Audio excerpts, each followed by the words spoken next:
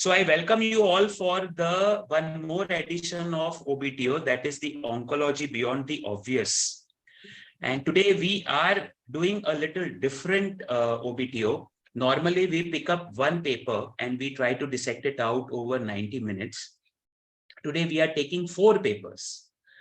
And 4 papers we are trying to dissect out together, and it is possible only because Dr. Kumar, Prabhash and Dr. Ullas Batra has agreed that they are there in this OBTO. Otherwise, it was not possible for any one of us to do the justice. So anyway, next 90 minutes will show how much justice has been done. With that, very quickly, 4 papers. There will be first 10 to 11 slides. I will show which are the papers we are discussing today. After that, there will be an interview, and today interview is Dr. Kumar Prabhash. I'll introduce him after the slides. Then we will have the panel discussion, which will be moderated by Dr. Ullas Batra, and we will have the 6 eminent panelists and Dr. Kumar Prabhash being the 7th one. And in the end, we have Dr. Arvind Krishnamurthy, who will give his expert opinion. And with that, I would like to start today's session. Can I have my first slide, please?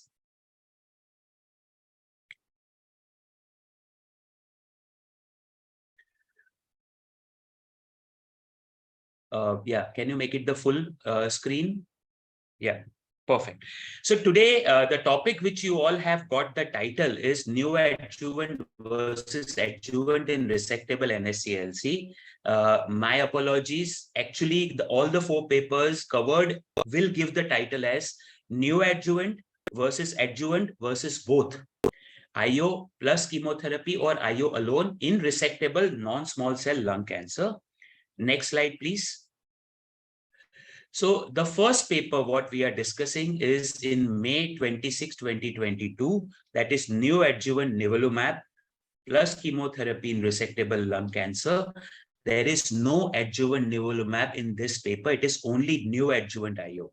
Next slide, please.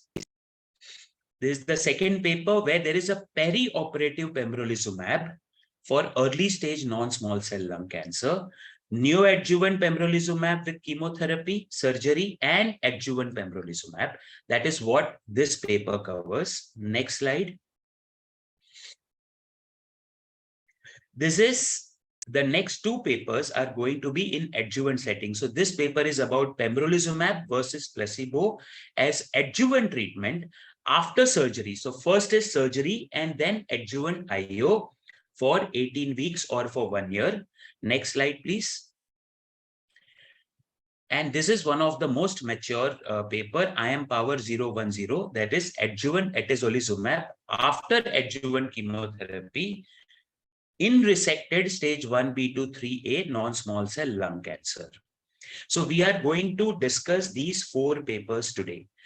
1 paper only on neoadjuvant IO, 2 papers on only adjuvant IO, and 1 paper on neoadjuvant plus adjuvant IO. Next slide, please. Okay. Now, all these papers have stage 2 to stage 3B, except for, 1 paper has stage 2 to stage 3B. The other 3 papers have included stage 1B to stage 3A, but majority of the patients are of stage 3. We will just see. I have already highlighted about this. Next slide, please. So this is, again, the next 3 slides are going to be little crowded because I have put this together so that we can have the comparison of these. This shows that squamous versus non-squamous are similar. Majority of the papers had stage 3 as 55 to 60% of the patients were stage 3, except for 1 paper where there was in the perioperative pembrolizumab where the stage 3 was 30 to 35%. Next slide, please. This is most important. That is the crux of today's discussion. The mature OS data is not available for any of the trials, but the DFS mature data is available. So if you see that the curve is separating in all these trials, all the 4 trials. So one of the most important thing what tells me is that no matter how IO you use, in neoadjuvant setting, in adjuvant setting, or you combine the two together, IO arm has done better compared to the placebo arm, which includes chemotherapy also. One of the clean cut, if I can see, are the two bottom curves. One is atezo in adjuvant setting, and one is pembrolizumab in perioperative setting. These two are very clear cut. Even neoadjuvant nivolumab has a very separating graph. Pembrolizumab adjuvant setting is not separating very much, but again, we are waiting for long-term data. Next slide, please. OS data is, as I said, the three papers in these papers, they have given the OS curves. They are looking like separating, but they're still not mature in terms of, we can tell them that this is a mature overall survival data. IM power 010 have given the later update, but again, their OS also is increasing towards the trend of better survival, but still we don't have the complete mature picture. Next slide, please. Okay. Now, this is one paper which has given that is preoperative pembrolizumab, that is neoadjuvant plus adjuvant. If you see the complete pathological response, the top two curves are with the complete pathological response, whether you give pembrolizumab or you don't give pembrolizumab, while the bottom one are the pembrolizumab group with pathological incomplete with placebo, and you see the curves are separating in a big way right from the beginning. And this reminds me of somewhat perioperative pembrolizumab with chemotherapy in triple negative breast cancer. If you see, we had pictured something like this, and this raises the point that if the person has complete pathological response, do we give further IO or not? That is a question. Next slide, please. Update is available for two trials. Checkmate 816 3-year update shows there is an improved event-free survival. Next slide, please. And there is a clear-cut difference in the two. Can I have the next slide, please? Yes. So if you see at the end of 3 years, 57% versus 43%, which is there. And in this slide, IM power 010, atezolizumab in adjuvant setting, one particular subset analysis, that is PDL1 more than 50% positive, there is a huge separation gap, and it is going towards the better OS also. So the question remains is that, do we give atezolizumab only in this subset or other subset? Again, that is again a question which we need to discuss. Next slide, please. So to conclude, I think we have three stalwarts and they should do the conclusion. And can we go back to the interview now, please? We can switch off the slide set. Okay, perfect. So today I have the privilege of inviting Dr. Kumar Prabhash, who's a very good friend, and I don't think anybody here is such naive that they don't know Dr. Kumar Prabhash. But whenever I look at Dr. Kumar Prabhash, it reminds me of Diwar ka dialogue. Amitabh Bachchan telling Shashi Kapoor के हम दोनों एक जगह से निकले थे और देख आज मैं कहाँ हूँ और तू कहाँ है. Kumar and I joined Tata Hospital together, and as you all can see, that is something which everybody knows about it. But having said that, Dr. Kumar Prabhash has done his MBBS and MD from MAMC. And there are a lot of Mamsonians in medical oncology, and they always shine wherever they go. That is what I understand about MAMC. That is Maulana Azad Medical College, New Delhi. He has done his DM from Kidwai, Bangalore. He is truly, in true sense, I would say, a pioneer in medical oncology. I remember Dr. Kumar Prabhash ने अपने हाथ से जाके 2004 में EGFR का testing set किया था. He used to run back and forth to the lab. He would try to standardize, and with his own bare hands, he has done that. Very few people know about it. Second important thing is he is pioneer of many new things. For example, lung cancer, head and neck cancer, and he would defend that design so well. But he has always believed in teamwork, and he has tried to give credit to his colleagues in whichever way they have decided. So I think that is something very, very crucial about Dr. Kumar. Collaborative work is something amazing. I remember, I don't know the exact number, Kumar will know, but generic imatinib, whether it is a good drug, a consortium, I think 27 different centers, if I understand, if I remember, Kumar, he had collected all those people together to formulate that, yes, the generic imatinib also works very well. There are many awards and orations, but one of the important thing in the end, I would like to say, Kumar is a very good medical oncology friend and colleague. Whenever I call him, I said, Kumar, फंसा हुआ हूँ, ये head and neck में समझ में नहीं आ रहा है. He would immediately give the solution. He would say, Amish, ऐसा करो, ऐसा करो. And 90% of the time, his decision is bang on the target. And that has helped many of my patients. For that, Kumar, thank you and welcome on this platform of OBTO. Thank you, Amish. And this is for everyone. Why I don't participate in a meeting where I don't have friends. So you need to have. That's the reason. Amish is a dear friend, and I always ensure when my friends are there, I do participate because they will say all good things about me. So Amish, thank you so much for inviting me, and it's my pleasure. Always interacting with you, and especially in OBTO. Thank you so much.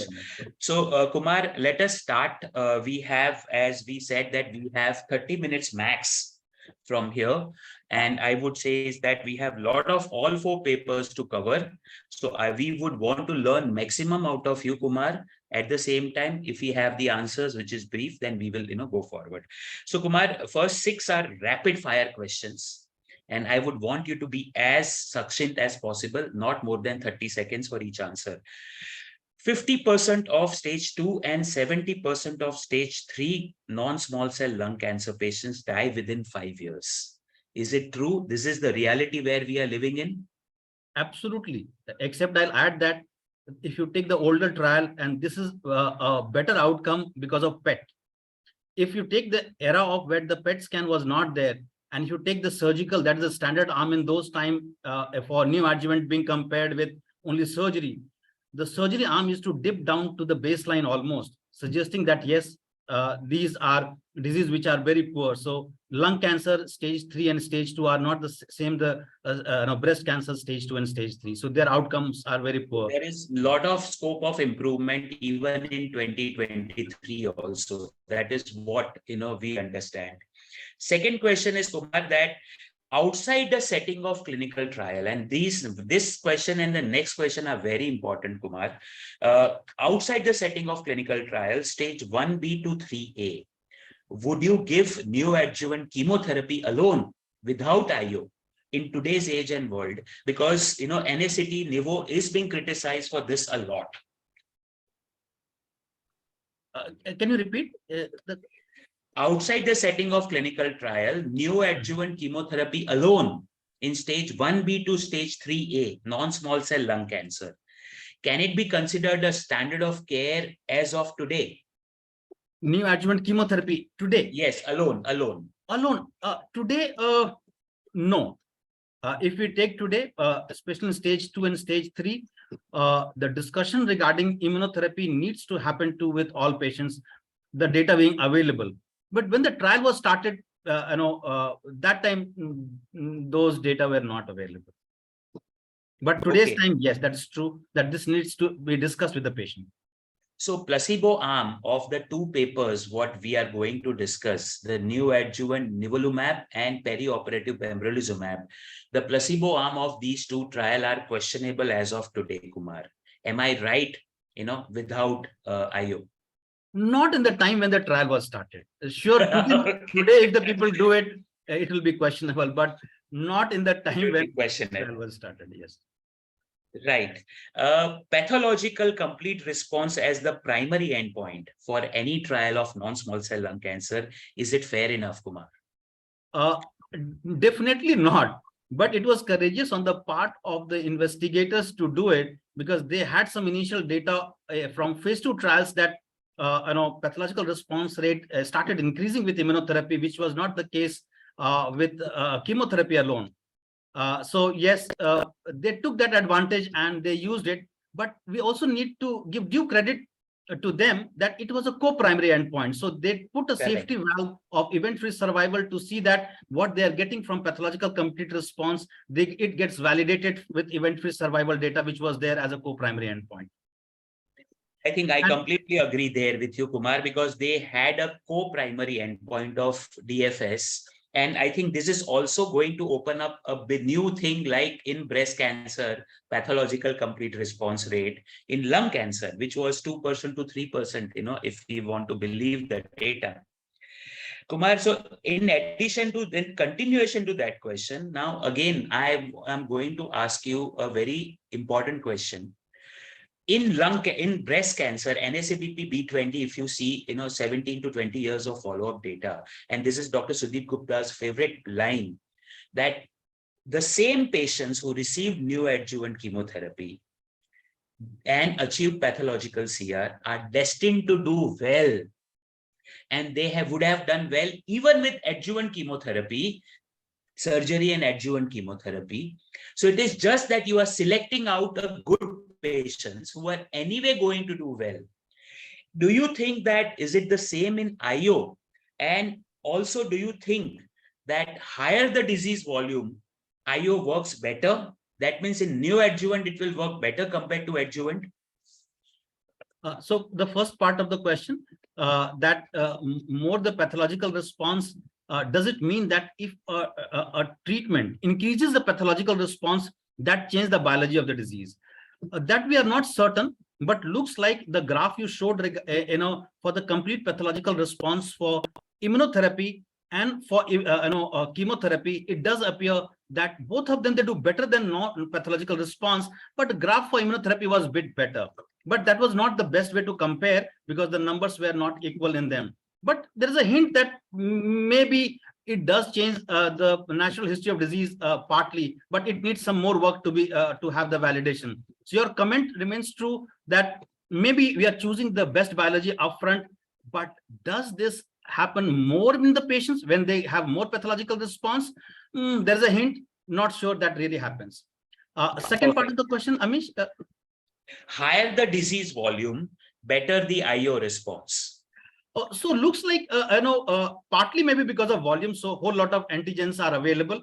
Partly maybe because of the PD-L1 expression, it appears as the stage goes up. It does appear that PD-L1 expression goes up. So maybe that could be the reason why we have a far better outcome in this setting.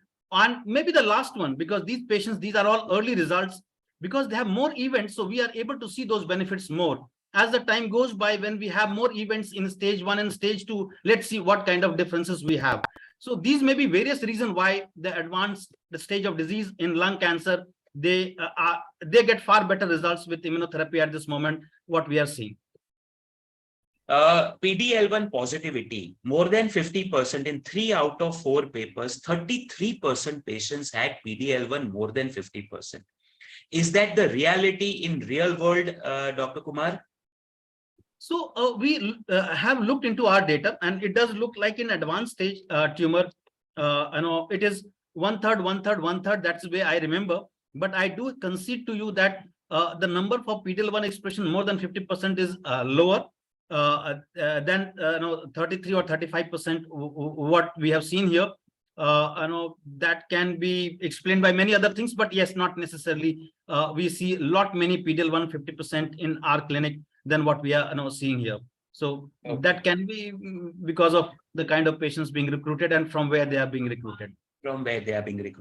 So I think this is PD-L1 positivity, slightly dichotomy, what I observed. I will ask you this question last, that whether you are for NSCT or ACT. Let's go to the papers little bit, Kumar. So first, let's look at the numbers of the patients recruited in these 4 papers. In both the adjuvant trials, almost 1,000 patients were the sample size, 800 odd in perioperative, but there is hardly 340 patients in neoadjuvant nivolumab arm, 179 in each arm. 179 versus 500 or 1,000. Do you think that this too smaller number for phase 3 trial? So, if we, see those trials, there are differences in the kind of patients been included. One is that stage 3 a bit more in 816 than what we see with in adjuvant studies. Second is that looks like by the time there were data from Nadeem study, especially that you do have far more benefit. In fact, Nadeem 2 trial, which was out subsequently, showed almost absolute survival benefit, small numbers, but absolute survival benefit of more than 20%. So it looks like investigators were more enthusiastic about it, that they can do this with a lesser number of patients. But as far as the calculation of the patient number was concerned in these two studies, that also gets reflected by what investigators were thinking. They did think in neoadjuvant setting that this drug is going to do better, because the hazard ratio what you are getting is around 0.58 or 0.6. In the adjuvant setting, what you're getting, the hazard ratio is around overall 0.78, 0.79. And that is the older era when we used to treat with patients with chemotherapy and used to be concerned, used to be happy with 0.8 kind of hazard ratio. And there the hazard ratio of 0.5 and 0.6 you are getting only when the PD-L1 expression is more than 50%. And that could be the reason overall why the numbers are different when the investigator has calculated the number. So the number of 300 plus in neoadjuvant setting, what they had estimated was appropriate. And again, we need to congratulate to them, especially because we do criticize the same to the investigator when they keep those numbers 0.8 and 0.9 as the hazard ratio and put 5,000 patients, and then they see the positive trial. Here we need to congratulate that they were courageous enough to put those. And if it was a negative trial, then sure, they would have been criticized that did they miss some small clinical benefit? But looks like this time they have succeeded. No, I completely agree. And that's the reason I asked that question, because nowadays, and Amol also had written in the chat box, the pharmaceutical trials, sponsored trials are in thousands, so that their delta is smaller and smaller and smaller to achieve the statistical significance. While here in 350 odd patients, their delta has to be higher, and that is what they try to show. And you are absolutely bang on, Kumar, that these numbers are not small. In fact, they are courageous to do that. Just to add on to that point, why I brought this point, Kumar, that even in perioperative pembro, but if we look at the neoadjuvant nivolumab study, Checkmate 861 or 816, 25% patients in chemotherapy arm did not reach surgical table, and 16.8% in nivolumab arm did not reach the surgical table. That troubles me. 179 patients total in each arm, 25% उसमें से निकाल दो तो hardly 130-125 patient बचता है. उसमें से you remove many other parameters, the number goes small and small. That is one. And second thing, 25% patient not reaching. Is neoadjuvant strategy correct? And that's why adjuvant chemotherapy is considered a gold standard as compared to neoadjuvant chemotherapy. Kumar, your thoughts? Yeah. So what data we are missing here is that in adjuvant setting, the patients were taken in the trial after surgery. I wish they had taken the patient in the trial where they had planned for surgery, and then how many underwent surgery. That would have given a far more granular data in this setting. What we know from the clinic, that if you plan in lung cancer, and I'm saying lung cancer, I'll give some other example of some other cancer, but here lung cancer, and where it is different from the breast cancer, that majority of the patients, if you plan for surgery, they will go for surgery. But lung cancer, especially stage 3 patients, if you start from 100, you do lose in maybe early second digits of the patients where they don't undergo surgery. And this is true for all the neoadjuvant trial done in lung cancer in the past. So that number, what we see is not a bad number, but yes, we want to improve upon. We want 100 patient planned for surgery, all 100 going there. But by and large, you will end up losing around 10%, but it is a bit higher here, that is around 25%. But out of those 25%, it was around 10% or 12% patient who had a progressive disease, meaning that you had more than half of the patient who didn't go for surgery were not because of progressive disease, for various other reasons that happens to the patient in lung cancer when we plan for surgery and ultimately when they go on the table. So my question, and Amol has written that in adjuvant settings, anyway, you are selecting a good biology patients because all of them underwent surgical resection. I think, corroborates what Dr. Kumar, you are also saying, and that is what Amol is writing. I feel that 1/4 of the patient not reaching the surgical table is a huge number. It little bit of statistical recalculation need to be done, and I am sure everybody knows there were 6 to 7 amendments of this checkmate trial while the trial was ongoing. Okay, so we need to keep that in mind. We talked about Can the I add here? pathology and Can I add here? yes, please. Yes, yes, please. So this is where I always add, and this is for our viewer and also our colleagues, that this is where we get pretty straight-jacketed here, in our practice and doing research. This is the way real research happens. You have to do amendment. You try to get your innovative endpoints. You try to put those checks and balances so that you get the right result out of it. But this is the right way of doing. In fact, there was a third arm that was ipilimumab and nivolumab. In fact, nivolumab plus chemotherapy arm was not the arm which was really compared. This trial compared nivolumab plus ipilimumab versus chemotherapy, and the same trial allowed this to completely change. Not only change, have a third arm, and also abandon the second arm, which was the second arm earlier. And what it shows that we are being less innovative when we are doing clinical trials in our country, and where we should be more innovative as a clinician and also regulator to allow these kind of innovation in the clinical trial to happen, so that we get better data and early data for our patients. Maybe another one I'll say, empower. Kumar, you have a very valid points. Yeah, sorry, go ahead, please. I am Power 010, you are talking. They stratified patient not based on SP263. They stratified patient based on SP142. That was the antibody. But the subsequent analysis was based on SP263. Once they realized that SP142 is not the best way of analyzing the data for immunotherapy and immunotherapy effect based on this antibody for the testing. And again, I highlight, these are the pragmatic way of doing clinical trials. When you want to answer a question with all those limitations which we are talking about. Kumar, you have a very valid and positive point towards the clinical trial, because you have done so many clinical trials yourself. When we sit in our clinic and look at the pharma-sponsored trials, maybe Amol and myself, we have a slightly difference of opinion in terms of the amendment is concerned, but that is not the topic for today, so we will not go into further of that. Kumar, I would want all the people, including myself, who are attending in next 2 to 3 minutes, how do you see the results of these 4 papers?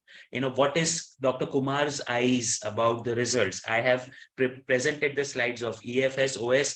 I have purposely not put the forest plot because Ullas would be putting the forest plot chart in this. What is your take on the results of these 4 trials? The first part is that maybe after more than 2.5 decades or maybe more, you have now some treatment in lung cancer in adjuvant setting, which starts showing that the disease control can be better. We are not talking survival, but disease control can be better, because whatever other treatment has been tried, take modifying surgery, take modifying radiotherapy, or adding a whole lot of drugs into it, or subtracting it, it has not changed the outcome. So it looks like there is a hint that disease control can be better. Now, 2 approaches are there to use this treatment, before surgery or after surgery. Initial data came for before and after surgery, that's the adjuvant setting. The data for after surgery, before surgery, now we have at least 3 randomized trials, and one is pure neoadjuvant, other 2 is in fact other 3 is perioperative, and now somehow that has become more attractive. So looks like giving immunotherapy before surgery looks like at this moment is more attractive. But what concerns me also, that survival data is not separating. We have seen 6 months, 1 year, and survival data remains on top of each other. Is the prognosis become so good that the or salvage is so good that it is not separating? or we are looking for that in future we may have a negative overall survival data. We are hopeful because we got one positive one where we have a very good salvage that was for TKI, and we all know about it. We know that salvage after immunotherapy is far poorer than what we have for TKI in standard arm, but let us keep our fingers crossed. Now we do have something to look for, something where you need to counsel your patient. So if you have a patient today of resectable resectable lung cancer, not offering them immunotherapy is not an option today. So Kumar, what you are saying, and one line if I have to take in today's age and world based on these papers, trial results, whether you give neoadjuvant, whether you give adjuvant, or whether you give peri, but in an affording patients with actionable mutation negative, you should discuss with patient about addition of IO. Am I right? Absolutely, Amish. Absolutely, Amish. So, Kumar, very quickly, I'm tempted to, this question was not in my list, but you have, tempted me to ask this question. If OS data is not statistically significant, are we wasting our money in giving all 100% of patients expensive IO with toxicity when hardly 30% or 40% of them would have received in metastatic setting if OS data is not separate and not significant? Very quickly, Kumar. So it will require a bit of a granular discussion. So, for example, if you take stage 3 patient, it won't be 30%, it will be 70% or 80% because 30% patient will be having will have a disease recurrence within 2 years. Stage 1B and 2, yes, what number you are saying, that remains partly true. So those number starts becoming important. So if OS becomes negative, that doesn't mean that DFS or EFS data is useless. No, definitely not, especially when the differences are 20% or 25%. If difference is 5%, then my approach is different for event-free survival or disease-free survival. But when the differences are 40%, that I have talked about many times for a different treatment. But if it's difference of 20%, then also is significant when in the standard arm, the 2 years or 3 years survival is around 35%. Then we have to remember, then there is a substantial improvement in disease control for these patients. So that data needs to be discussed with the patient in spite of OS being negative in this setting. So what kind of benefit finally we get will decide the kind of discussion we'll have. Kumar, I completely agree with you, and we will not have further discussion. Adura had DFS hazard ratio of 0.17 and OS reached up to 0.42. Okay, and that also a lot of criticism on that. Here we are looking at 0.44 hazard ratio only in one subset, PDL1 more than 50% with atezolizumab adjuvant. Rest all are hovering around 0.65 to 0.89 and 0.92. I am worried about using our resources, but this is, as you said, later discussion. Let's come to the last 2-3 questions, Kumar. Placebo arm, I'm very, they are my very favorite. And again, I thank Sudeep because he always teaches me to look at the placebo arm with granularity. If you look at the placebo arm at 24 months, that is 45% in nivolumab arm, the placebo, 24 months DFS. But if you see the pembro and atezo, it is 59 and 61%. So as Amol had written, is neoadjuvant chemotherapy in the placebo arm is a wrong strategy or a wrong trial arm which was selected, or in adjuvant setting, we are anyway getting a good biology of the patient. And this is an extension to 25% of these patients did not reach surgical table. True. So, first part, somehow in neoadjuvant trial, stage 1B has not been taken, by and large. Second one has been that stage 3 has the higher representation in neoadjuvant trial, and third, what you said is important, that post-surgery patients you have selected relatively good prognosis patients in this setting, and that could be the reason that placebo arm fared the way it has fared in these different trials. So that is what you suggest, that you're suggesting, and which is important, that the placebo arm in adjuvant trials has fared bit better than these are cross trial comparison as compared to neoadjuvant trial. But there is there are a fair amount of reasoning for it, and that's why randomized trial becomes important. That similar kind of patient you have randomized, and then you are showing that something is better or worse. In neoadjuvant trial, they have also looked at the biomarker. What they have done is they have looked at the 4 genes, CD8A, STAT1, CAG3, and CD274. They have defined a signature, and they are saying that these signatures, inflammatory gene signature, if it is positive, nivolumab work better, like something like a pathological response. Do you believe that we would go to that? And also that if a person achieves pathological CR, IO becomes redundant? I'm sorry, adding the 2 separate questions, but looking at you, I want to ask you many questions as much as possible. So biomarker is a huge conundrum, but and we haven't got a real one till now. But what we are looking for is, and at least some of the evidence what is coming, one is a complete pathological response. I think so. We are all excited about it. What we have seen looks like in more than one studies, it looks like they do well. Second is cell-free DNA. Again, that data, in this setting and many other setting, it divides the patient between good and bad fairly well.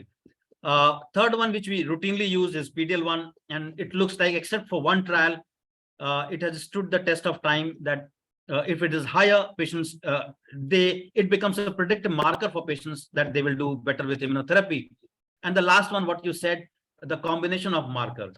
I'll just add to it examples and comment that if you have 100 drugs from the lab, one goes into the market. For biomarker, put one more 0 to it on the right side, not the left side.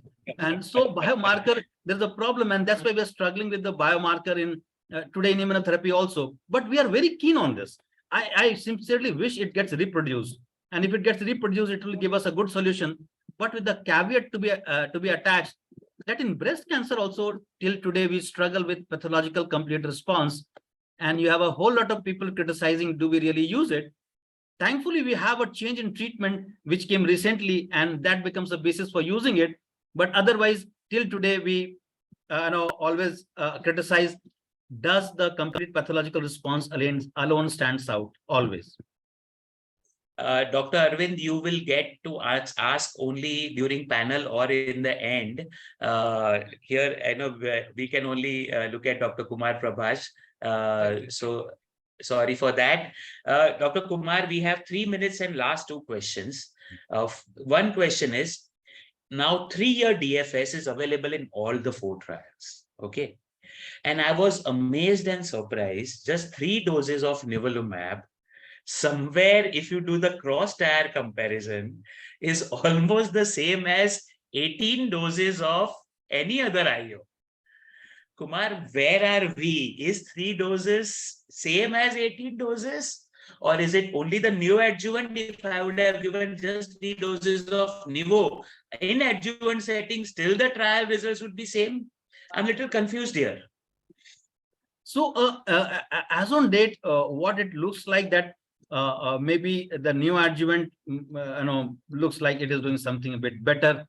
And it's not only what you said, what is happening also that if we take the cross-trial comparison in adjuvant setting, Empower 010, everything looks like driven by TPS 50%.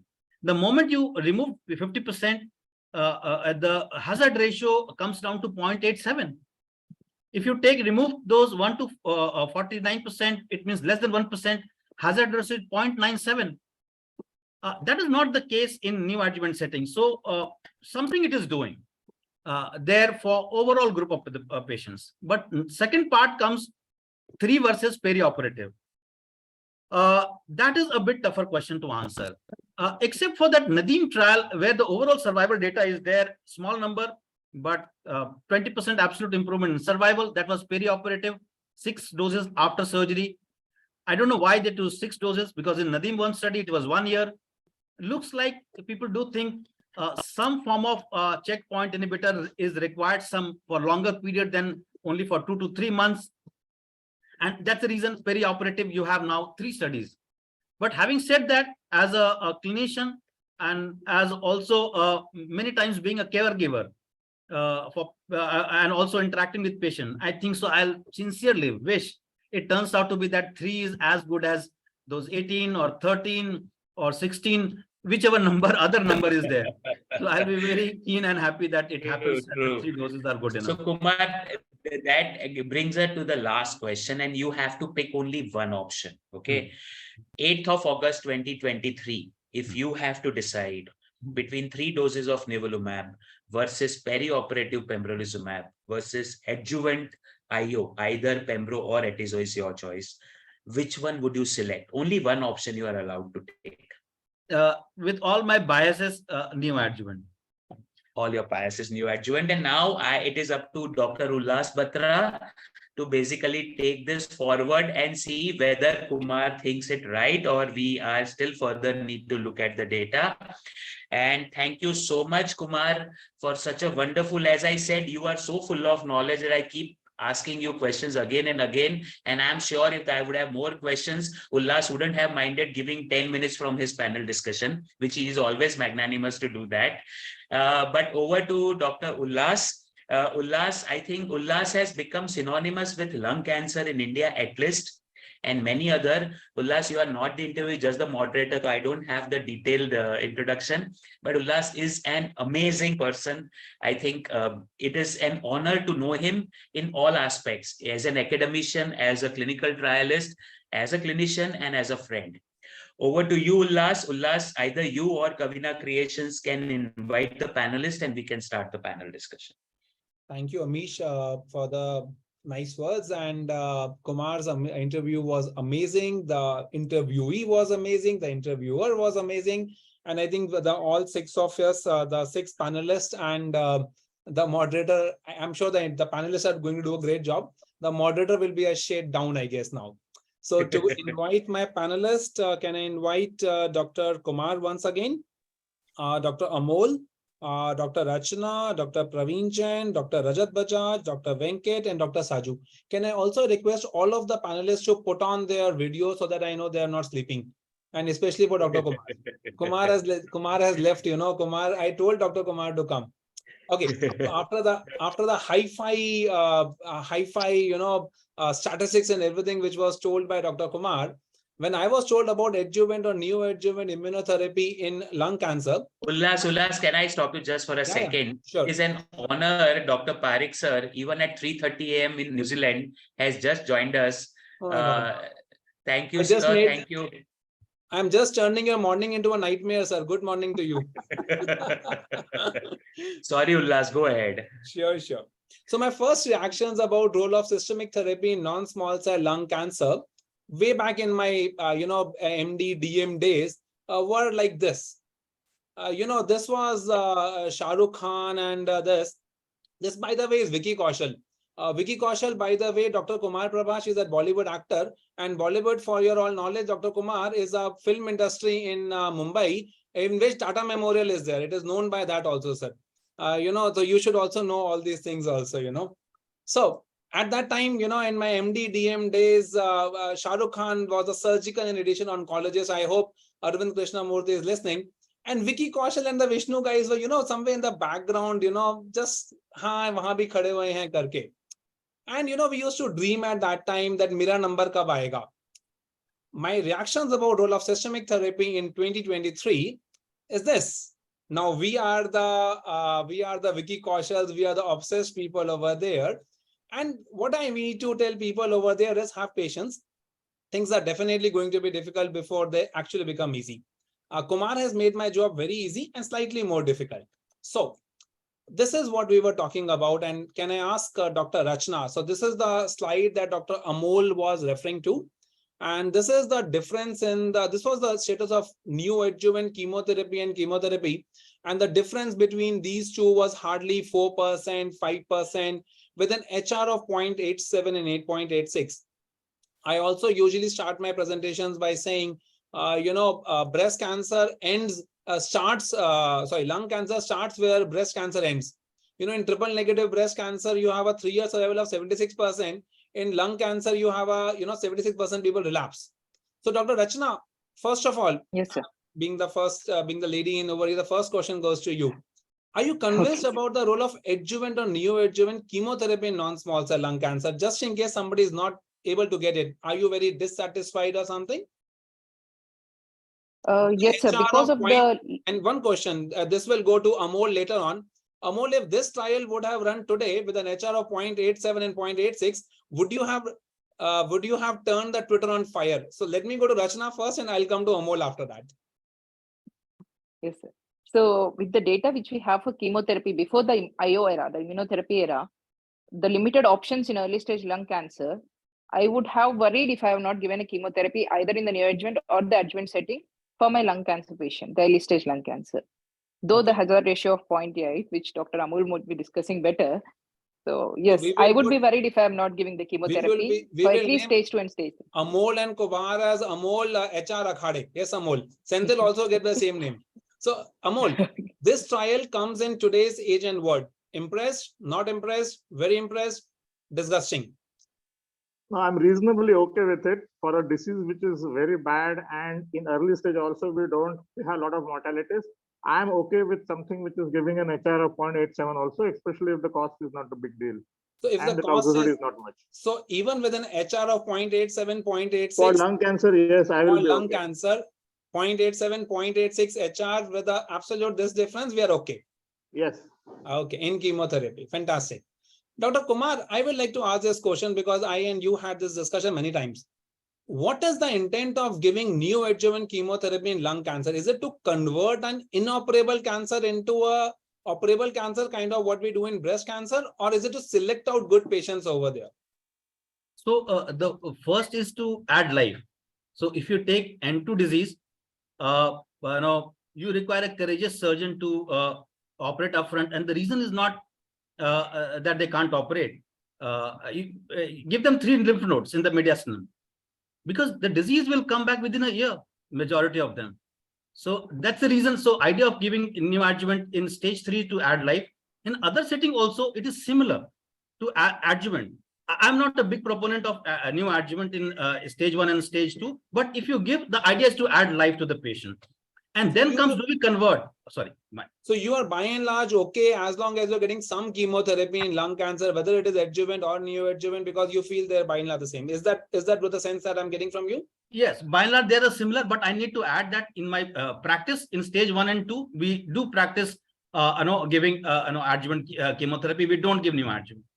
Okay, fantastic. So these are the 3 papers actually in which we are going to discuss. Immunotherapy in lung cancer can be because of 3 ways.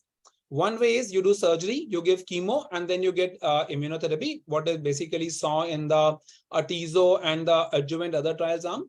The second was you give only immunotherapy and chemotherapy, then you do surgery, which was a pure neoadjuvant arm, which was basically the Checkmate 816. The third is basically the perioperative arm, that's the best combination that we have, which is the immunotherapy, chemotherapy, then the surgery, then immunotherapy, which was basically the Checkmate and the AGN studies, which basically got over here.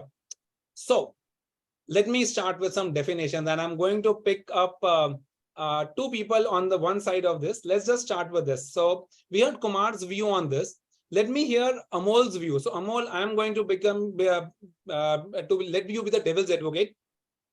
Do you think PCR, or let's forget about the PCR, do you think EFS as a surrogate marker in the neoadjuvant setting, or the DFS as a surrogate marker for OS in the adjuvant setting in the trials of immunotherapy? And why I'm saying you is because everywhere you see over here, everyone has taken DFS. Very few people have taken primary endpoint as OS over there. So I like to ask Amol's point of view once, and then I'm going to ask Dr. Kumar's point of view. Second, Kumar, because Kumar has already given his point. So Amol, do you think DFS, EFS are good surrogate marker for OS in the adjuvant setting? In an aggressive disease like lung cancer where survival is limited, I won't be unhappy with the DFS, but in the end, actually, we all want the OS to be seen. So I'm not unhappy with DFS. I as on don't want surrogate endpoint. politically correct answer, Amol. You are not known for that. I want masala. Come on. I want more In, politically correct answers. in the lung cancer, we are okay with the DFS, but we will be more happy if we get OS also. You Our are patients are not happy doing if well. you get DFS, you will be happier if you get OS. Is that the Yes, sense? yes. Only because the lung cancer is an aggressive disease. Correct. I will not be happy with this in the stage 2, stage 3 breast cancer. So you are happy with the OS in the ADAURA also, or with the DFS in ADAURA also? No. ADAURA is a different ballgame No, it's a altogether. different thing. Okay, let me ask Venkat, Dr. Venkat, happy with the DFS OS? When we are doing a randomized clinical trial and to know how the trial is going on, to know the signals, whether they are going in the right path or not, and to know if there is quite a big difference between the two arms. So we should have some surrogate markers. And as of now, I think in the neoadjuvant and adjuvant setting, these are the only surrogate markers we have, sir, best surrogate markers. Okay, Dr. Saju, happy with DFS OS? Sir, in such a bad disease, probably we would start with the DFS, and future trials would concentrate on OS when this shows significant results. Okay, let me now go to Dr. Kumar, the final word. So, Dr. Kumar, DFS, OS, what is the conundrum? What is your take once and for all? Let's just finish it off. So see, the key will be what kind of benefit you have. If we, for example, if I have a person is going to live, let's think about OS is not changed. And if I have a trial where the disease control is for 1 year and it increases by intervention arm to 1.5 year. Now another trial where it increases from 1 year to 4 years. What does it mean? In one arm with the intervention, patient lives without disease for 1.5 years, other arm it lives for around 4 years. And in the end, dies with disease in 1 year and other arm almost 3.5 years.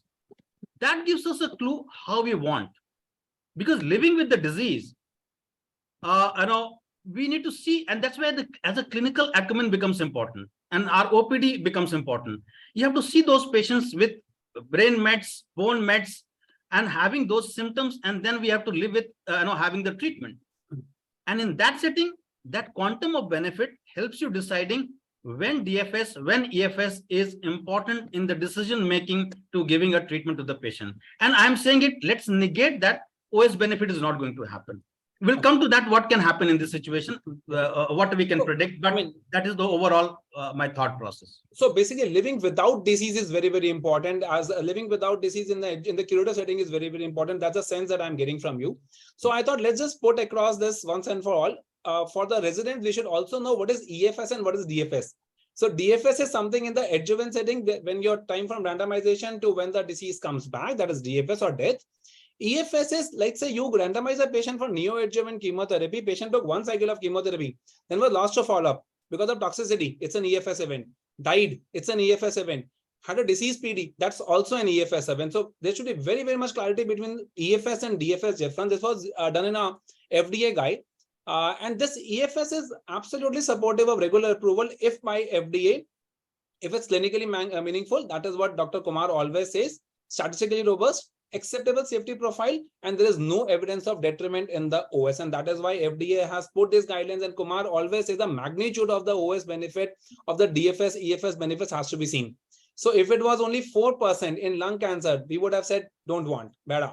But if it is 20%, if it is 15%, then probably that is important. Is that right, Dr. Amol and Dr. Kumar? Is it the sense that I'm getting? Amol first?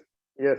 Okay. So the magnitude of DFS, and that is why both Amol and Kumar and everybody else kept on saying, you see the denominator, lung cancer is a bad disease. How much advantage you're getting, that is why it is important. And breast cancer, it may not actually be important. So is there a precedence for getting a DFS advantage into an OS advantage in lung cancer? Yes, it is. You have a Pacific trial which was showing a DFS advantage, which then translated into an OS advantage also. So yes, there is a precedence for getting an OS advantage in lung cancer also. Now, that brings me to the Keynote 671 study. And I'll get Dr. Rajat and Dr. Praveen involved in this. Praveen, my first question to this is, in the eligibility criteria in the Keynote 671, you have stage 3B also. We were a part of the AGN trials, which thank you, you did all the hard work in that trial and I got the PI ship for that. So Praveen, in 3B trial, 3B in a neoadjuvant setting, are we going to, Kumar was very right in saying we are not going to convert an inoperable lung into an operable lung, but there were 15-20% of people which had 3B also. Your thoughts on that? Good, bad, ugly? Praveen, you're muted. Yes, Praveen. So in this trial, so AJCC staging 8 was used, 8. so because of which 3B was also included, and it was N2 status and N3 they were not included. So first of all, this trial definitely had a population which was comparatively they had a worse prognosis as compared to the other. So 3B it's not. So if it is an N2 disease, so there is an option if it is not a bulky disease or if they are not multi-station disease. So we can go ahead with the systemic therapy followed by surgery. But if it is a N3, 3B. Fair enough, Praveen. I got your point. Dr. Amol, Dr. Saju, I'll come to you. Do you think in the clinic now that the neoadjuvant chemotherapy is there, more and more surgeons, it is going to become a surgically dominant? When Pacific came, a lot of people shifted their 3A patients to RTCT and immuno. Now the surgeons are saying, even if it's 3B, let's just try to give them neoadjuvant and then we will see what happens. See, actually, that is the fallout of the neoadjuvant trial, and that we should be careful of. These should be given only to those which are prima facie resectable, Yes. not which can be modified into a resectable thing. Even so, basically, it should be those who are baseline resectable and we are giving neoadjuvant, rather than something which we by force wants to make into resectable. That should not be there. Those who are upfront unresectable should be straightforward to be taken into the Pacific-like treatment if it is feasible. Absolutely right. And there was a Twitter comment by Dr. Jack West, which basically said, let's not get inoperable into an operable and pneumonectomy over there. Agree. You have to actually say whether it is resectable upfront or not. Don't say कि हाँ चलो tumor board में 3 cycle chemo दे दो and then देखते हैं क्या करना है. Please don't do that. I mean, that's the message that I want to get. Now that's something which is very, very interesting. Rajat, I would like to take your feedback on this. So 4 cycles of chemotherapy and placebo was finished basically by 3 cycles were finished by 87.4%. And the 4 cycles of chemoimmuno was by 74.5%. Do you think there's such a huge drop? I mean, in your practice, only 4%, I mean, only 75% of people are able to finish 4 cycles. And how does it go? Rajat?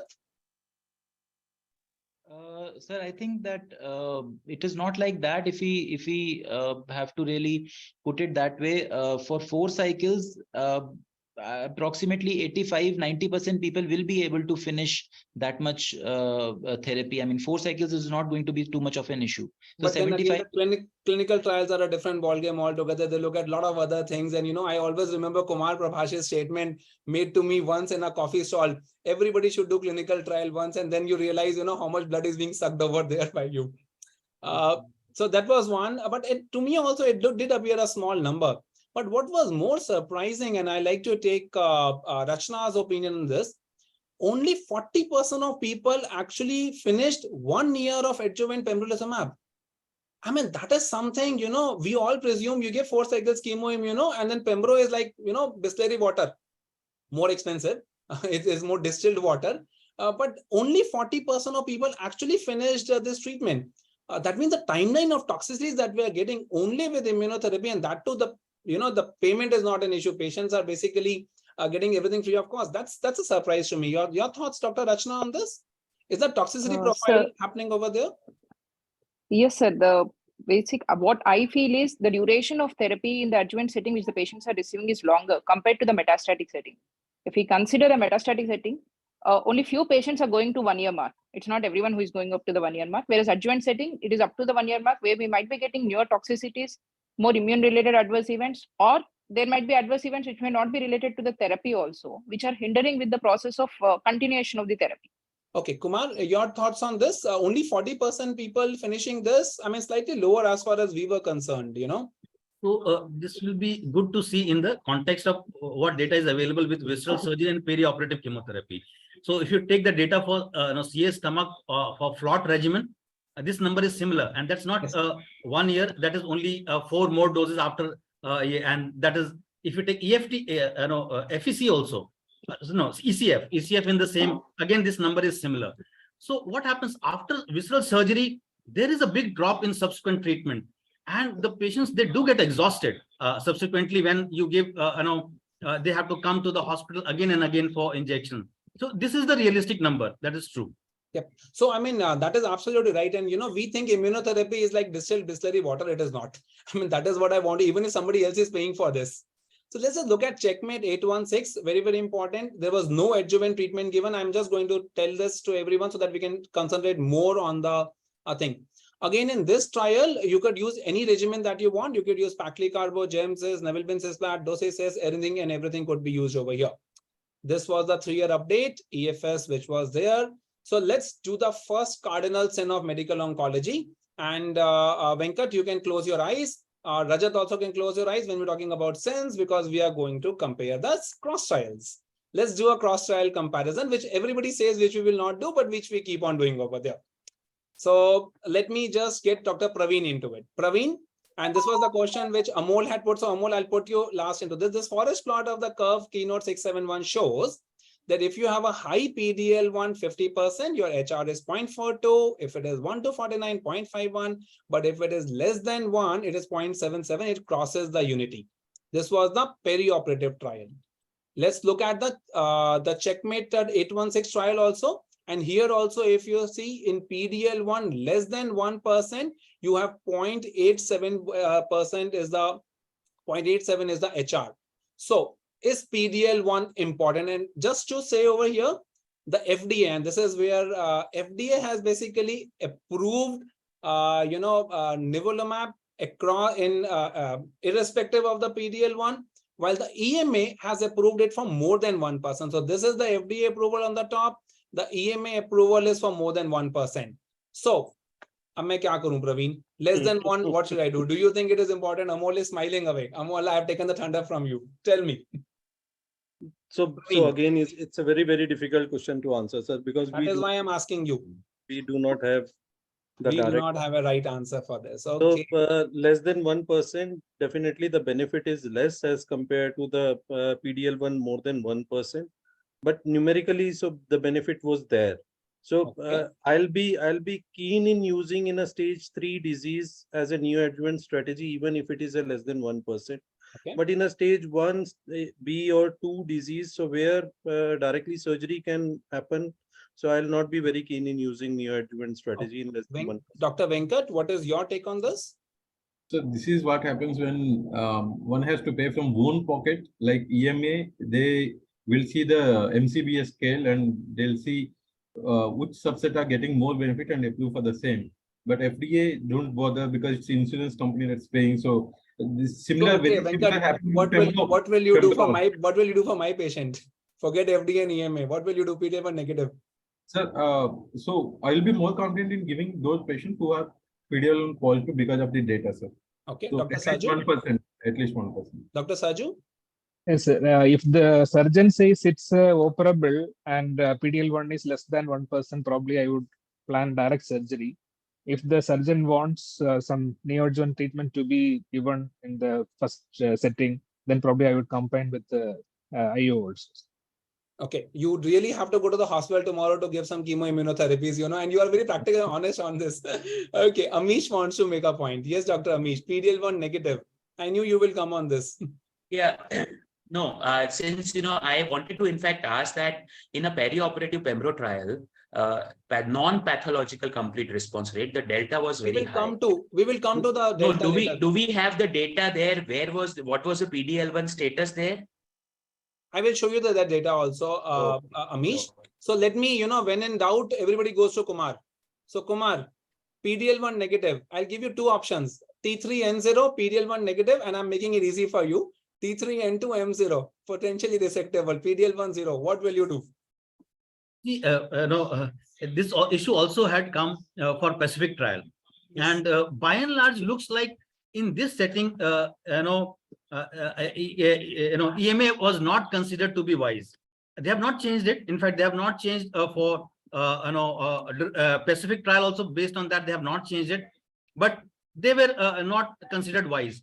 they were considered wise for mutation positive patients. But for this, they have been, whenever I talk to European clinicians also, across the board, they have this feeling that here, the regulators in Europe, they looks like they have fumbled.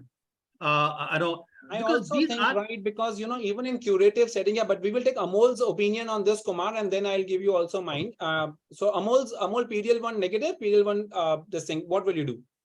Ideally, we want the PDL1 to be positive, but in the neoadjuvant checkmate trial, what the PI, Patrick Forde, has said in one of his talks also, that even in the PDL1 negative in a neoadjuvant checkmate trial, the patients did better as compared to those who did not get an neoadjuvant IO. So we will be tempted to give it in PDL1 negative in neoadjuvant setting also. So, but ideally we will like to have PDL1 high.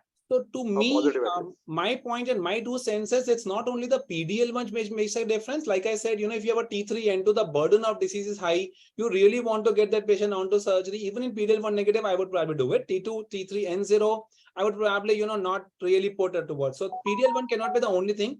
Also, there's a lot of discrepancies between the initial small biopsy and the final biopsy thing which comes up over there. So I will not deny the patient, however, my strength of recommendation will be slightly more different.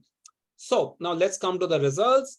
And the results basically showed that the major pathological response, the pathological response in both the things were around 30%, 18%, 24% in this.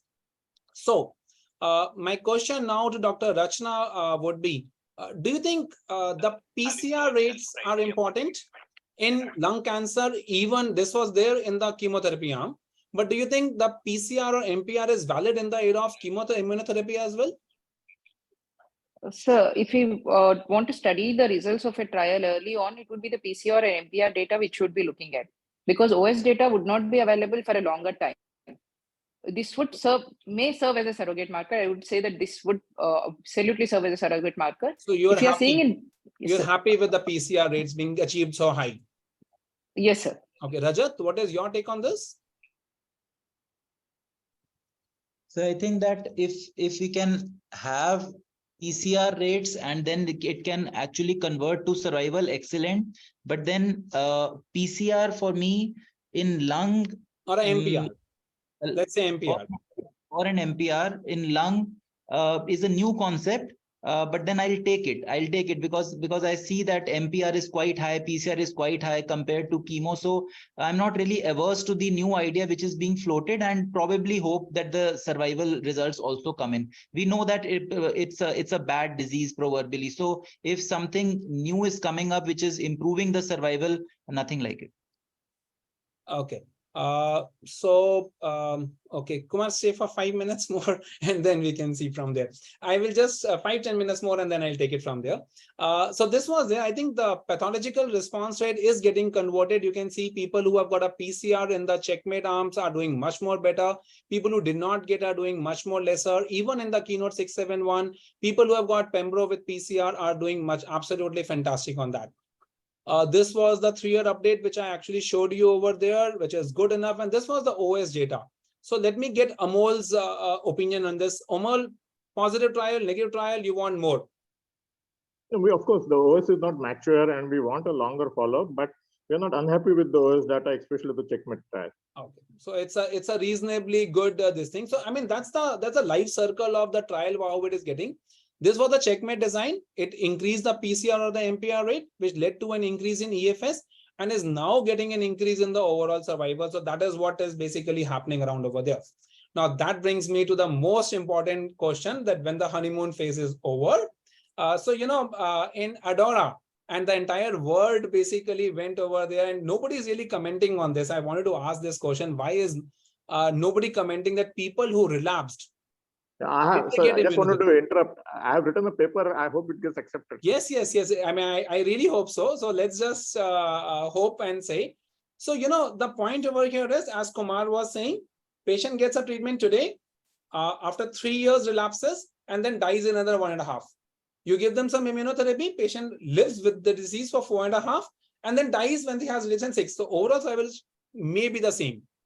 That is the problem with, that is the point which everybody is now saying for Adora, they are saying for IM Power and for the Checkmate 816. So let me look at the subsequent therapy arms. I'll just put on the data. Again, in this, you know, I mean, in Adora, 43% of people actually got osimertinib.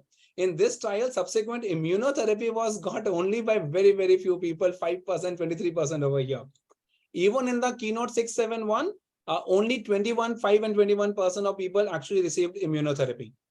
So again, this question gets directed to Amol and then Kumar for a revert on this. Are you concerned, Dr. Kumar first? Okay, let me take Dr. Kumar. I have put out Amol's point of view. What he's saying is that if you don't give the best treatment to people at relapse, then it's just, you know, you're delaying the thing and you're not really changing this. It's almost like A, B, C. It's like almost like a colon story, you know. As long as you give them the FOLFOX and the FOL-free, both of them will do well. This thing, it doesn't really make a difference. So, Kumar, your take on this. So in the real world, what happens is, and what we see it here, see, it is rarely it happens like CML that imatinib and interferon gets compared and 97% of the patient receives imatinib. In the real world, we have seen again and again, majority of the patient, they are not able to receive treatment at relapse or in the second line. And that is in the most of the controlled environment. In osimertinib trial, subsequently, there was a modification that there will be crossover. And then also the number remained below 50%. And that is where there was effort made that it happens. So as much we want that all patient gets crossed over and they receive what is the intervention arm, but usually doesn't happen in these kind of disease. So we need to live with that. And that is the reason why in these kind of disease, it is good to give the best treatment early. And that is where the concept is how longer the disease is controlled becomes important. Okay, so Amol, contra view.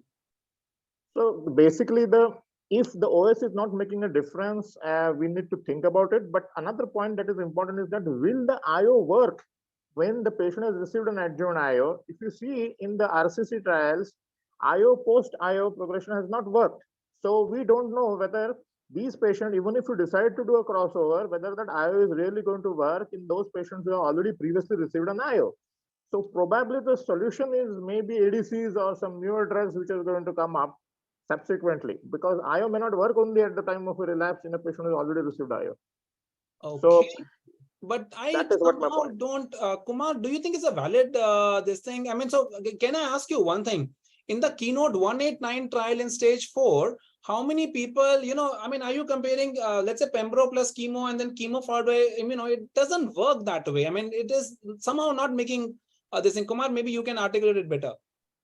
So two things. One is that if the patients on chemo, they finally receive IO, then what happens? Isn't it? That's a second line.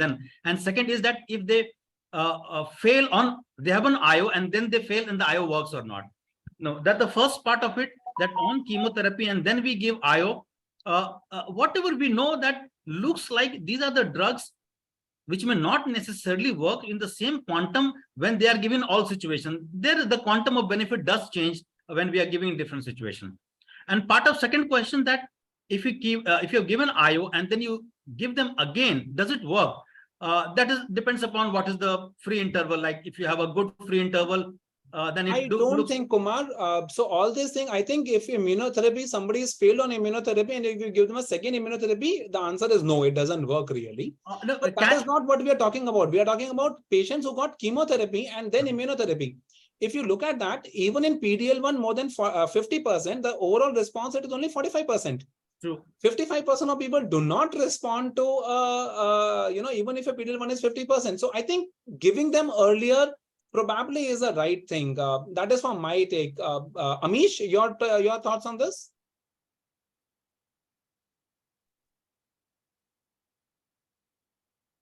Amish?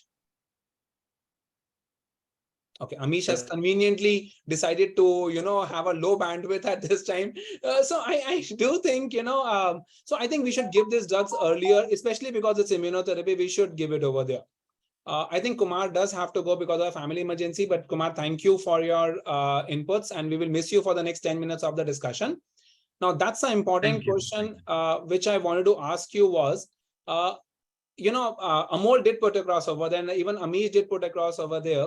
What is the added benefit of adjuvant treatment after neoadjuvant? So, Checkmate 816, almost a similar EFS. Does adjuvant nivolumab add something to it, or adjuvant pembrolizumab add something to this? So in these people, my first question to you, maybe Venkat can take it, is in these people, Venkat, should we be dropping immunotherapy in this? Can we drop immunotherapy in these people who have achieved the PCR?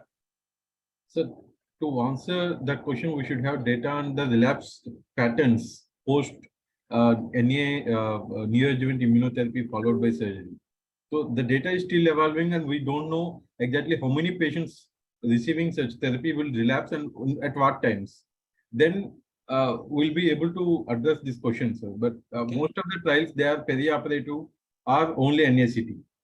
So, So Dr. Saju, what is your take on this? In the people who have, everybody said just three cycles of checkmate 816, and that is absolutely okay. What is your take on this, Dr. Saju? Yes, sir. If the patient has received a PCR and some financial constraints are there, then probably I would limit the adjuvant immunotherapy doses.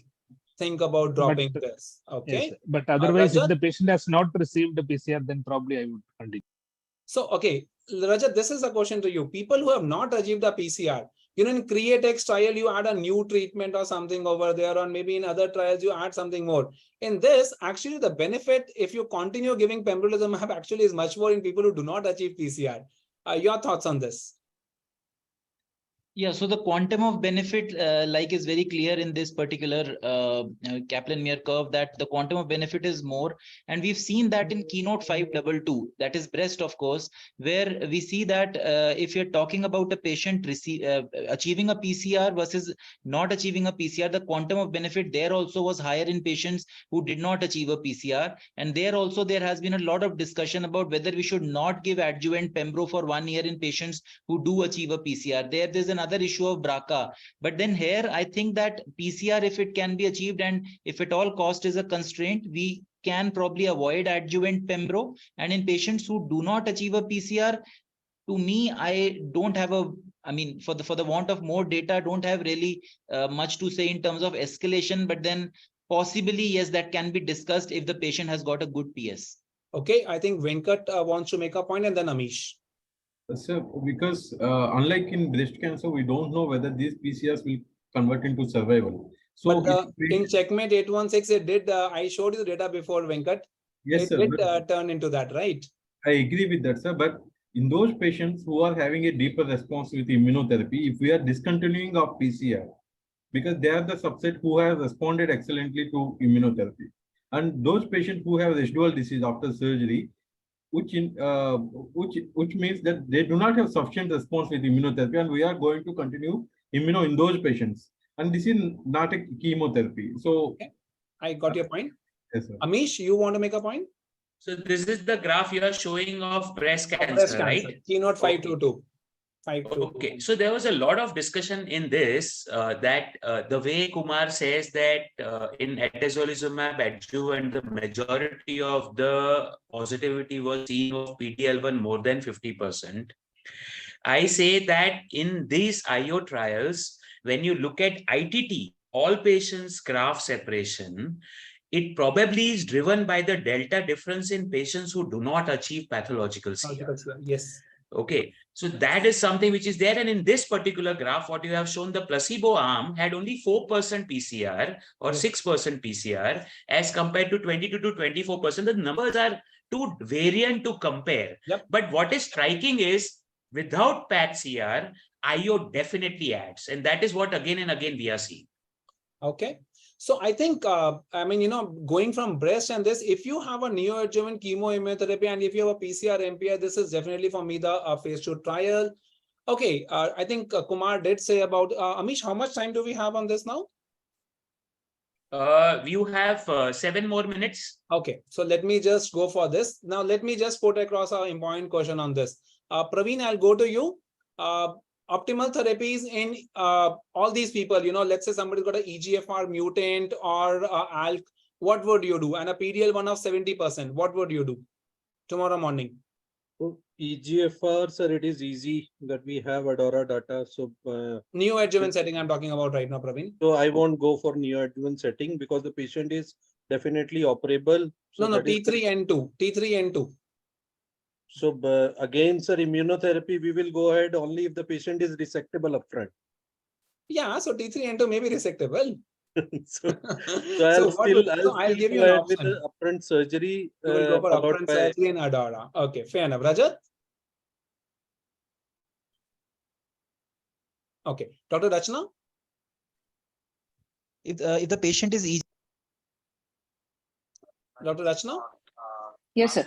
Sir, So in a just a patient second. of EGFR mutant NSCLC, and that's very, very important. I mean, that's very, very important. The fact Yes. that we should all do an NGS before we put the patient onto chemoimmunotherapy. And that's something which is very, very important for me. Yes, tell me. So if we go through all these 4 trials, we couldn't find the data which we found in the metastatic setting where the driver mutation positive and SCLCs were not doing well with immunotherapy in the metastatic setting. But if we see the forest plots for all these trials, we see that the benefit was more in patients even with the EGFR or ALK mutation, except for one trial. So neoadjuvant setting, I would like to give nivolumab, sir. Okay, that's For something. T3 and 2. 1 minute, 1 minute. Ullas. Yeah.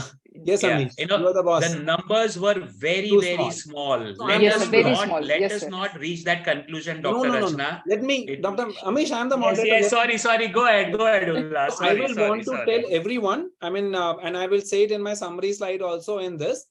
Please try getting an NGS prior to immunotherapy. Biomarkers associated with smoking, if you have a MET, you have a KRAS or a BRAF, you can go ahead and give chemoimmunotherapy. If you have a biomarker with non-smoking, RET, HERT, or EGFR cross, please do not go ahead and give them immunotherapy. A neoadjuvant chemotherapy, they are not for you. It does not work over there. Try getting an NGS done, at least an EGFR ALK, as early as possible. So my conclusions for neo and peri-adjuvant immunotherapy is by and large like this. I think it is there to say it is a good win-win combination right now. So I think I have 5 minutes and let's turn our attention to the adjuvant setting.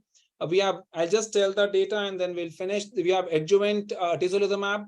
You have a hierarchical design where you have a DFS again in PDL1 more than 1%. Then in all comers stage 1B, and then you have an OS data. And if you can look over here, the maximum benefit is being driven by PDL1 more than 1% in stage 2-3A. Go to all stage 2-3A, the third one, the HR drops, and go to intention to treat, don't even bother giving. If you have more than 50%, that is absolutely fantastic. Again, adjuvant atezolizumab was approved for more than 1% in tumor cells in the adjuvant setting. Going by the adjuvant pembrolizumab, exactly the same design of the study. However, if you look at the results were by and large the same actually over here. Now, in this, pembrolizumab was approved for stage 1B, 2, and 3, irrespective of PDL1. So let me ask Dr. Saju first. What will you do? Are you convinced with the data of immunotherapy in non-small cell lung cancer? I'm putting stage 2 and stage 3 in all patients. PDL1 more than 1%, PDL1 more than 50%, or you will tell us differently if it was a Roche symposium versus if it was a Merck MSD symposium. We have more mature data for atezolizumab. So if the PDL1 expression is more than 1%, then probably I would consider adjuvant atezolizumab for all patients if they have not received any neoadjuvant IO. But if it's less than 1%, probably we have more data for pembrolizumab in that setting. So let me give Amol the stage right now. Amol, 2 trials, 2 absolutely different design. The King Keytruda fails in PDL1 more than 50%. It's almost like India versus West Indies. We are losing in T20. I don't know what is going to happen today. Amol. So going back to your previous comment, it is neither Roche nor the Merck. It will be BMS. I will go for the neoadjuvant neo. But now the issue is that there is no explanation why the pembrolizumab has failed with PDL1 more than 50%. Various explanations they have tried to give is that they have a lot of EGFR unknown mutation patients. But if you see both pembro trials that we have discussed today, in both of them, it has failed in PDL1 above 50%, which is very unusual. And there is no explanation in various symposiums with this test. There is no explanation. If you have any, please. There is no explanation, at least for this with a statistical jargon, but it doesn't really. But to me, the more mature data, basically, and this is what Kumar wanted to show, and this is again which I would like to show everyone. Please look at the OS data. Again, this was an interim analysis, not the final one. The majority of the benefit in the adjuvant setting was being given basically by PD-L1 more than 50%. Take it out in 1 to 49%, the HR actually comes to 0.95. Less than 1%, don't even bother doing that.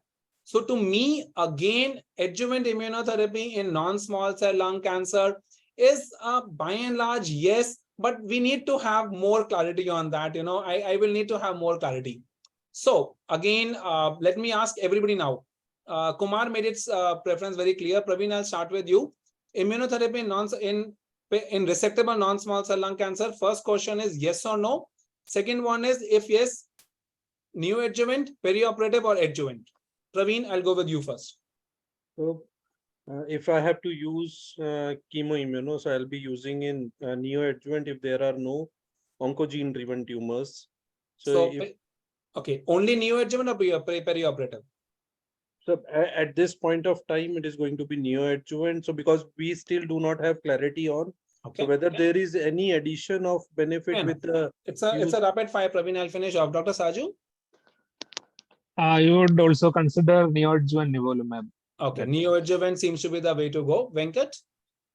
So for me, it is perioperative because if there is no response, I don't know what to do later in this neoadjuvant So you want to, fantastic. If after checkmate 816, if you don't get a PCR, then what do you do?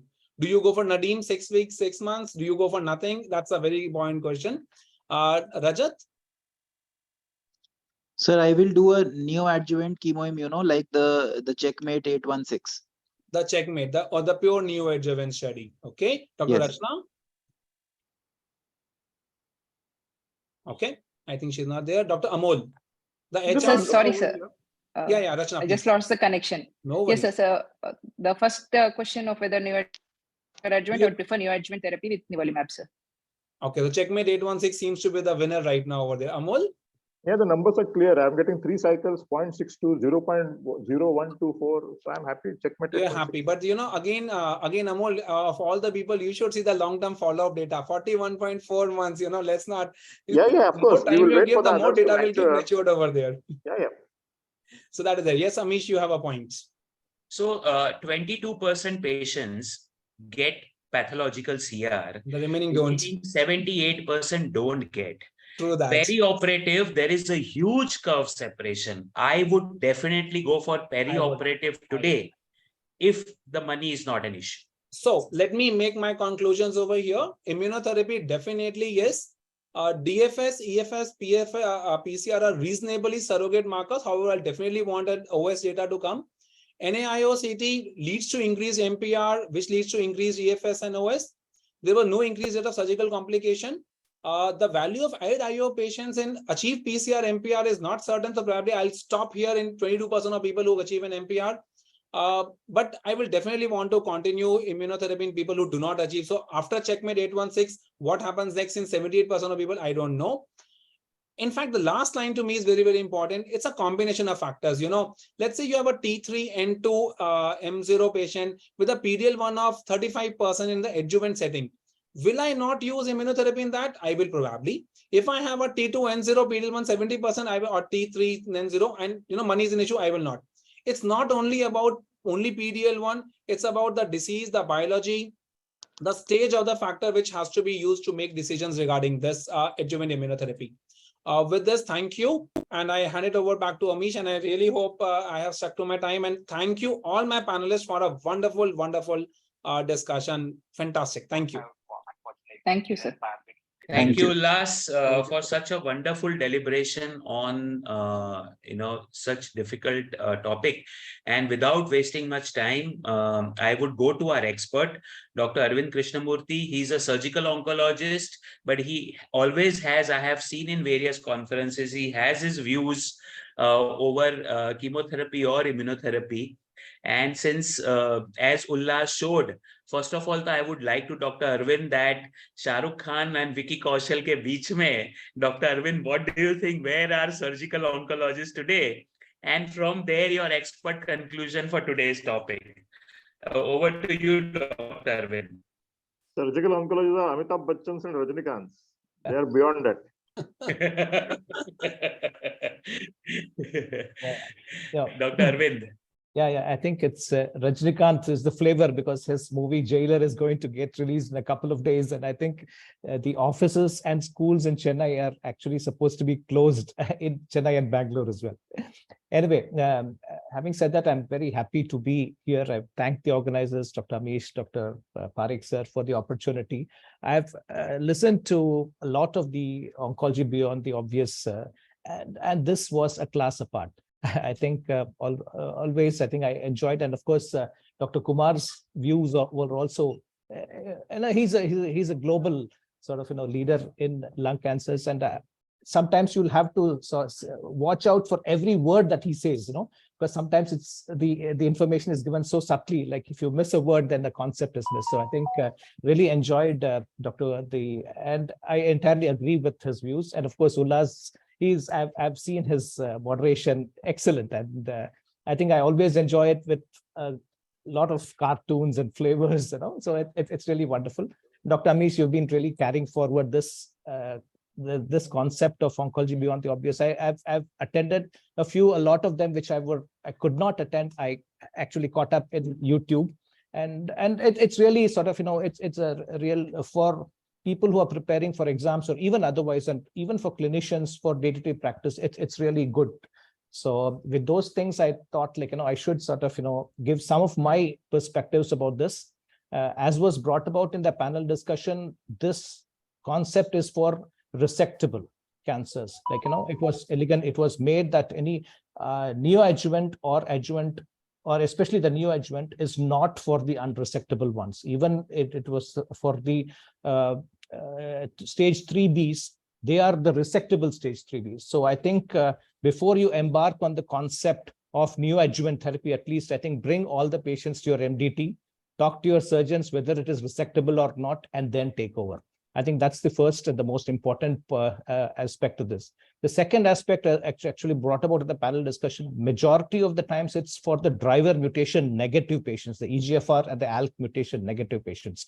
Yes, the KRAS mutations, the BRAF mutations, all these patients and generally the smokers tend to sort of do very well, possibly because I think a lot of mutations are there. So primarily, I think these therapies are meant for the driver mutation negative patients.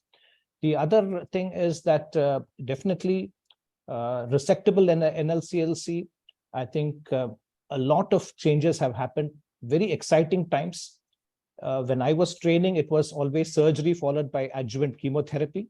And we know that 25% of stage 1B, 50% of stage 2, and close to 60% of the stage 3 patients would eventually fail and possibly die as well. And with immunotherapy, with its impressive results in advanced NSCLC, we are now talking about PCRs in case of lung cancers. That's a big thing. In fact, PCRs, when we used to train, it was only for breast cancers. And now we are talking about PCRs in quite 1/4 of these patients, close to 25% of the patients of lung cancers having PCR, and that too of stage 2 and stage 3 is for me very, very exciting. And of course, as was Dr. Ullas definitely mentioned about the differences between EFS and DFS. I think it's very, very important. In the neoadjuvant, it is always the EFS that you take into consideration. In the adjuvants, the DFS. That's a very important point for the people to sort of understand. But again, as was said, I think the overall survival benefit is something that is most important. Of course, the Nadeem trial had, as Kumar did mention that, and maybe Ullas did mention that it had overall survival benefit that was using the perioperative therapy. And mind you, the Nadeem trial was only for the stage 3 cancers, But still, I think so that goes on to say that more the tumor volume, more the stage, I think the benefit tends to be much better. And of course, two concepts were there. Initially, there was the adjuvant concept, and now I think the flavor seems to be the neoadjuvant way. or possibly the perioperative way. I think the majority of the panelists seem to want at least the neoadjuvant way, and Dr. Amish, of course, the perioperative way. I think neoadjuvant, it is theoretically very sort of, very exciting to note, because you have the lymphatics fresh, you have the tumors, which responses which are there, their tumor naive is there, so the tumor producing antigens are there. So theoretically, I think with all the lymph nodes and lymphatics in place, I think we really expect slightly better responses with neoadjuvant immunotherapy along with chemotherapy when they are given in the neoadjuvant strategy. So there are a lot of theoretical advantages of giving the immunotherapy in the neoadjuvant strategy. But again, there are many unanswered questions, like how many cycles do you give? Whether you give 2 cycles, 3 cycles, or 4 cycles. I think that was a point that is for discussion. Generally, it was 3 cycles in the checkmate and maybe 4 cycles in the pembrolizumab trial. So I think that is something. And what do you use? Like, you had the NeoStar, in which you combine nivolumab and ipilimumab. You got slightly better better results of this. So I think you do have the NeoStar 2 trial coming. So again, that is going to be another point of discussion. How do you sort of go about choosing the number of cycles and choosing the agents as well? With regards to the neoadjuvant immunotherapy, there are a couple of concerns. As Dr. Amish said, that a quarter of the patients not coming for surgery in the trial. Of course, as Kumar said, I mean, the number seems to be very high, in the sense like, maybe we would expect around 10 or 15%. But I think quarter of the patients not coming for surgery is something of a concern. But one thing that is very heartening to note is that the surgeries were not delayed. Only about 5% of the patients had a delay because of things. And the number of the complications and ease of surgeries was not different between the 2 arms, between the chemo-immuno versus the arm that received only the chemotherapy. So I think the ease of surgery, ability to achieve an R0 resection were almost equal in both the arms. So that is a certain heartening thing that is there. So definitely the morbidity and mortality of surgery is not increased by using the neoadjuvant way. And as was discussed, I think the PCR and the MPR seem to be reasonable surrogates, I must say.